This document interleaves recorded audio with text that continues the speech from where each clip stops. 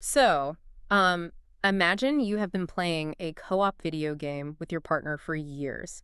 Like, you are sitting on the exact same couch, looking at the exact same screen, trying to beat the same boss. Right, but you just keep failing over and over. Yeah, exactly. Because, and you suddenly realize this, you were each handed completely different rule Oh, books. man. You are pressing A to jump and they are pressing A to attack, and both of you are incredibly frustrated because you're convinced the other person just isn't playing the game right. Right, you think they're messing up on purpose. Exactly. So today, in this deep dive, we are actually going to read both rule books. We are unpacking the fundamental, often completely invisible differences in how men and women communicate, process stress, and just view the world. And this is all based on the concepts laid out in John Gray's, iconic relationship manual, Men Are From Mars, Women Are From Venus. Right. And our mission today is really to give you, the listener, a practical toolkit to identify these invisible rules so you can hopefully instantly reduce friction in your own relationships. To really grasp why we end up holding different rule books, we have to explore the core metaphor of this whole framework. The Mars and Venus thing. Exactly. Yep. So imagine, a long time ago, Martians are looking through their telescopes and they discover Venusians. Oh, okay. They fall in love, they invent space travel, and they just fly to Venus. And they spend years living in harmony, specifically because they revel in their differences. Like, they actually know they're from different worlds. They expect it. Right. But eventually they decide to fly to Earth together. And upon entering Earth's atmosphere, they suffer from a kind of selective amnesia. So they basically wake up one morning and completely forget that they were from different planets. Yeah. The awareness of their inherent differences is just wiped completely clean. Wow. Which, I mean, that sets up the central tragedy of most relationships, right? Totally. Because ever since that metaphorical morning, men and women have expected the opposite sex to think, react, and feel exactly the way they do. Like a severe case of psychological projection. Exactly. We mistakenly assume that if our partner loves us, they will react to stress, offer help, and process emotions the exact same way we do when we love someone. And when they don't do that. When they don't, we don't think, oh, they have a different operating system. We think they don't love me, or, they're doing this maliciously. Right. It feels personal. And we can actually trace the realization of this massive blind spot back to a real-world crisis that sparked John Gray's initial research. Yeah, this is a great story. It's an incredibly vulnerable origin story involving Gray and his wife, Bonnie. So, a week after their daughter was born, Bonnie was recovering from a grueling delivery. She was essentially bedridden, relying on painkillers. Just completely exhausted. Yeah. And Gray had stayed home for a few days to help, but had just returned to the office. So while he's at work, Bonnie runs out of pills. Oh, no. Right. And instead of calling him at the office, she asks his brother, who happens to be visiting, to go to the pharmacy. But the brother completely forgets. Of course he does. He leaves, and Bonnie is stranded in bed in excruciating pain, taking care of a newborn all day. Which is just a perfect storm for a relationship meltdown. I mean, Gray comes home from work completely oblivious to the logistical disaster that just unfolded. He has no idea. None. He walks through the front door, and Bonnie is understandably just furious. She unleashes on him. She expresses that she has been abandoned, that she has been in agony all day, and that nobody cared enough to help her. And if we look at Gray's immediate reaction, we see the classic Martian defense mechanism just immediately kick in. Right. He doesn't drop his briefcase and comfort her. No. He instantly gets defensive. His internal logic dictates that he didn't know about the pills, therefore he isn't to blame, therefore her anger is an unjust attack. It's pure logic to him. Exactly. So he explodes in anger himself, turns around, and heads straight for the door. Like, he feels his competence as a husband is being unfairly challenged. He is retreating because his Martian worldview tells him that if he is being blamed for a failure he didn't orchestrate, well, the environment is hostile. But Bonnie stops him before he can leave. She calls him a fair weather friend. Ouch! Yeah. She essentially says that he is entirely present and happy when she is sweet and loving, but the second she is messy or struggling or in pain, he just bails. Wow. She breaks down and tells him she has absolutely nothing to give in that moment. She doesn't need him to solve the pharmacy problem right then. She just needs him to come over, hold her, and offer silent support. Wait, I have to pause you right there because, this is where a lot of people might just throw their hands up. Oh, so? Well, undoing a massive explosive argument just by holding someone, It feels, I don't know, a bit overly simplistic. Like she's in physical agony. Her husband almost walked out on her. Right. A hug does not synthesize painkillers. It doesn't erase the fact that she spent the last 10 hours suffering. No, you're totally right. It doesn't solve the logistical problem at all, and it obviously doesn't cure physical pain. But we have to separate logistical failures from emotional abandonment. The reason Bonnie was furious wasn't just the lack of medication. It was the intense isolation of suffering alone. Ah, okay. That makes sense. When Gray walked over and held her, he wasn't fixing the pharmacy error. He was fixing the emotional disconnect. He realized his instinct was wrong for that moment. Exactly. He realized his instinct was to argue the facts of the case, who was to blame, why it wasn't his fault, while her instinct was to seek emotional co-regulation. So once he stopped acting like a defense attorney and just provided physical presence, the hostility evaporated. Yep, almost instantly. Which really explains how applying this understanding creates such rapid turnarounds. Like, there is an anecdote in the material about a couple, Susan and Jim, who had been married for 9 years. Oh yeah, the weekend turnaround. Yeah. They had completely lost their passion, felt entirely alienated from one another, and were actively preparing for a divorce. But after learning to identify these different planetary operating systems, they supposedly saved their marriage in a single weekend. I know, a single weekend sounds miraculous, but the underlying psychology actually makes total sense. Because resentment is just compounded invalidation. Exactly. Resentment in a relationship is usually just compounded invalidation over time. Susan and Jim didn't fix 9 years of specific logistical disagreements in 48 hours. That would be impossible. Right. What they did was remove the assumption of malice. The sheer relief of realizing my partner isn't withdrawing to punish me, they're withdrawing because that is how their brain processes stress. Well, that changes the entire emotional landscape. They fell in love again because they stopped demanding the other person act like a mirror. Exactly. But, that relief only works if you actually know what the other person's baseline is. Like, if we are operating on completely different value systems, we need to understand the currency the other planet actually trades in. And for Mars, that currency is absolute competence. Competence, efficiency, and achievement. Yes. A Martian's entire sense of self-worth is derived from their ability to achieve results autonomously. Doing things by yourself is the ultimate symbol of power. So asking for help is bad. Yeah, asking for help when you can theoretically do something yourself is not seen as a bonding exercise. It is perceived as an admission of weakness. Wow. This drive for utility is reflected in everything they do. I mean, they are historically drawn to things that help them achieve goals.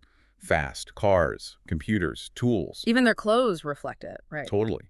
Their traditional attire, like uniforms for police officers, chefs, or military personnel, it's all designed to explicitly broadcast their competence to the world. Now contrast that with the currency of Venus, where the ultimate value is placed on love, communication, beauty, and relationships. In a totally different world. Right. A Venusian's sense of self is defined through their feelings and the quality of their connections with others. They aren't trying to prove their autonomy. They're trying to deepen their integration with their community. Which means their view of help is diametrically opposed to the Martian view. On Venus, offering help is the purest expression of love. It's a good thing. It's a great thing. Anticipating someone's needs and stepping in to assist before they even have to ask shows that you are deeply attuned to them. It proves you care. So if you are listening to this right now, think about how easily these two value systems can trigger a disaster on a random Tuesday. Oh, absolutely. Like, we have this classic example of a couple, Tom and Mary, driving to a party. So Tom is behind the wheel, and he is hopelessly lost. We've all been there. Right. He has been circling the same neighborhood for 20 minutes. So Mary, operating entirely from her Venusian values, sees the person she loves struggling. To show her support, she gently suggests that Tom pull over and call the host for directions. And from Mary's perspective, she is throwing him a lifeline. But Tom completely shuts down. He grips the steering wheel, gets dead silent, and just radiates offense. Mary is baffled because she was trying to be loving. But Tom didn't hear a loving suggestion. No, not at all. Through his Martian filter, he heard a direct attack on his competence. What registered in his brain was, I do not trust you to navigate us. You are failing as a provider, and you are incapable of achieving this simple goal. It is the ultimate translation error. Like, when a woman offers unsolicited advice to a man, it is like walking into a Michelin star kitchen and telling the executive chef how to chop an onion. That is a perfect analogy. She thinks she is sharing the workload, but he feels like he is being treated like a toddler. But this goes both ways. Think about what happens when a man offers unsolicited solutions to a woman. Right, the reverse situation. Exactly. A woman comes home from a terrible day at work and she just wants to vent about her micromanaging boss. She is seeking emotional connection. But the man listens for 10 seconds, puts on his Mr. Fix-It hat, and tells her exactly how she should draft an email to HR to solve the issue. And she feels completely invalidated. Totally. Because it's like a bad IT tech support call. Yeah. She is expressing complex human frustration, and he is coldly trying to reboot her hard drive. He wants to fix the machine so the problem goes away. Right, but she didn't bring up the problem to have it fixed. She brought it up to be heard.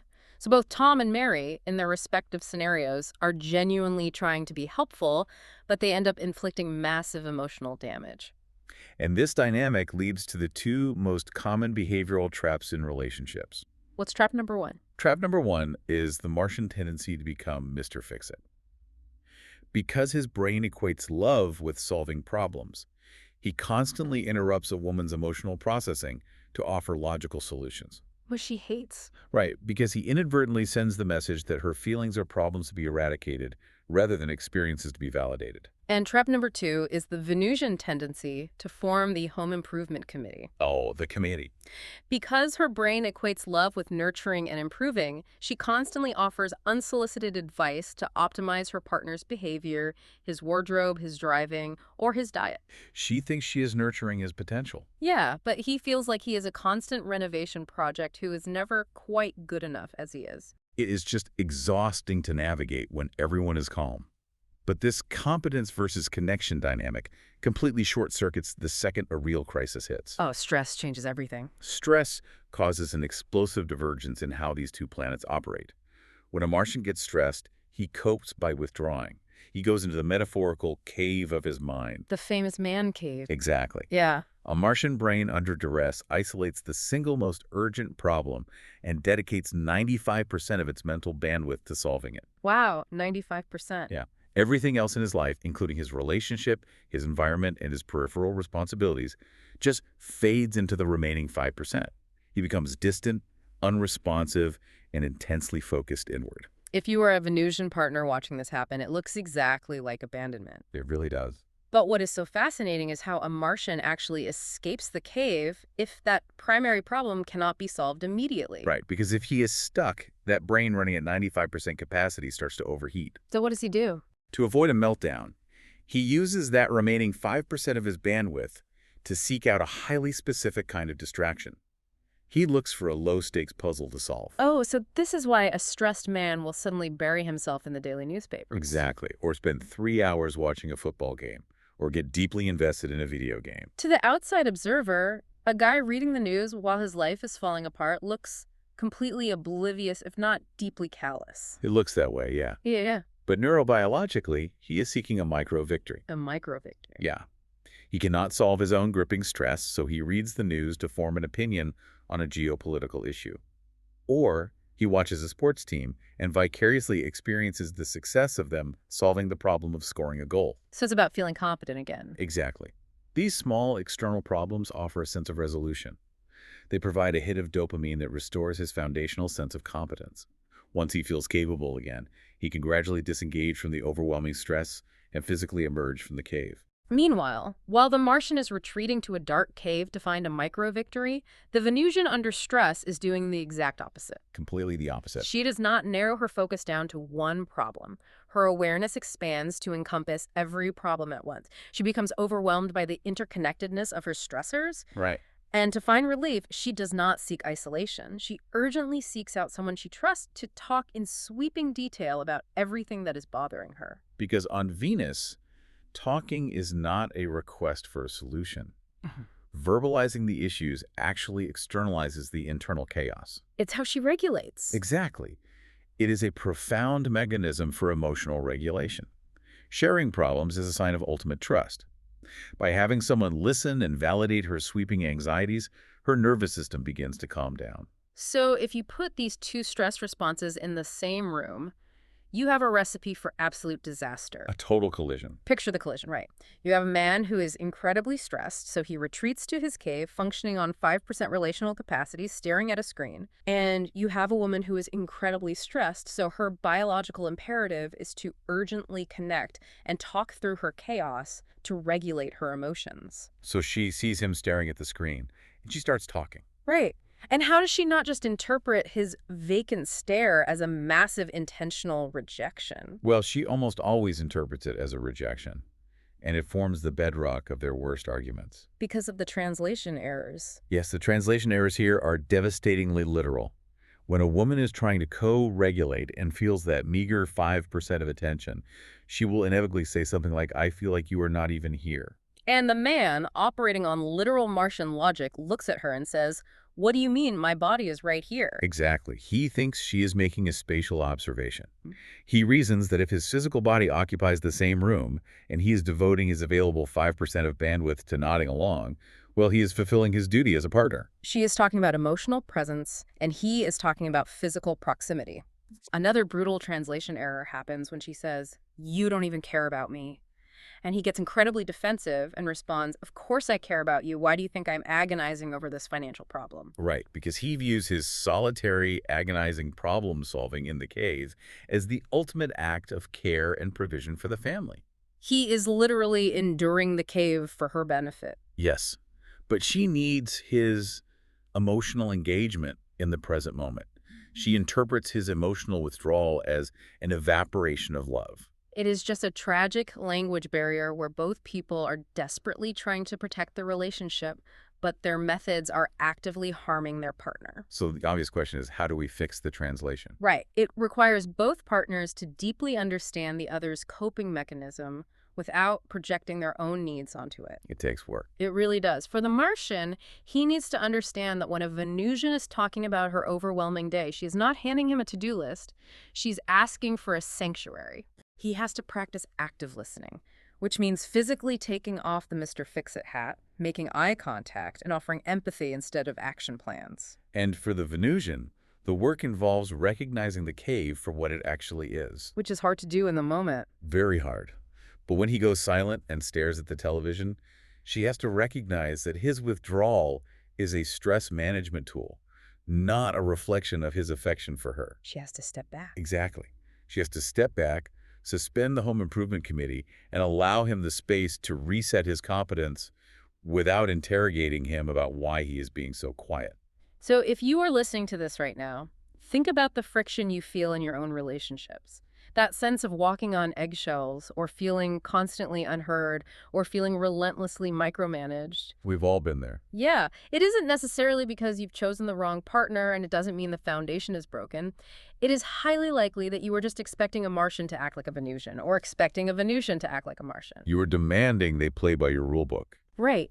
By simply giving up the urge to offer unsolicited advice and learning to listen with genuine empathy without the compulsion to fix anything, you can bridge that gap almost instantly. It is about respecting the profound differences in how we operate rather than trying to erase them. And as we wrap up this exploration, there's one final incredibly relevant concept to mull over. What's that?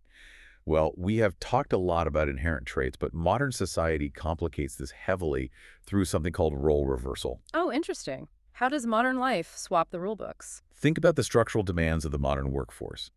Many women today have had to actively suppress their Venusian attributes, that natural emphasis on connection, vulnerability, and communal feelings, in order to survive and advance in a male-dominated corporate structure. Because the modern workplace is a Martian environment. Exactly. It strictly rewards competency, efficiency, emotional detachment, and rapid problem solving.